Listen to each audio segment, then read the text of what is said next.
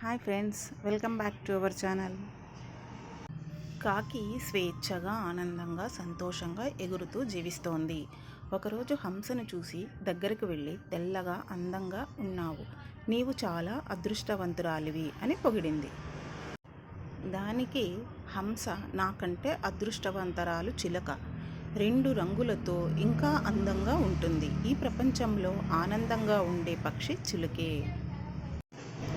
కాకి చిలుక దగ్గరకు పోయి, ఆకుపచ్చని రంగుతో అందంగా, ఆనందంగా ఉన్న పక్షివి నీవే కదా.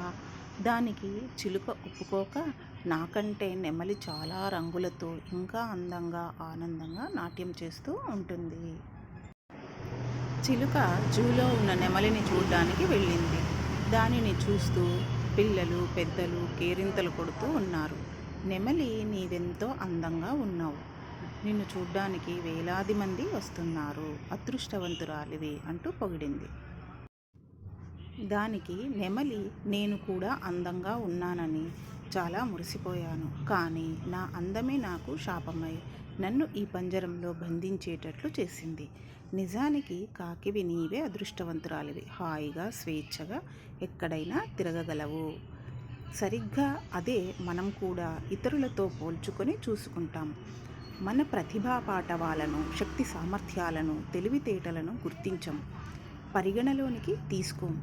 అనవసరపు పోలికలతో మనల్ని మనమే కించపరుచుకుంటాం. ఈ వీడియో మీకు నచ్చినట్లయితే లైక్ చేయండి, షేర్ చేయండి, సబ్స్క్రైబ్ చేసుకోవడం మర్చిపోవద్దండి. Thanks for watching.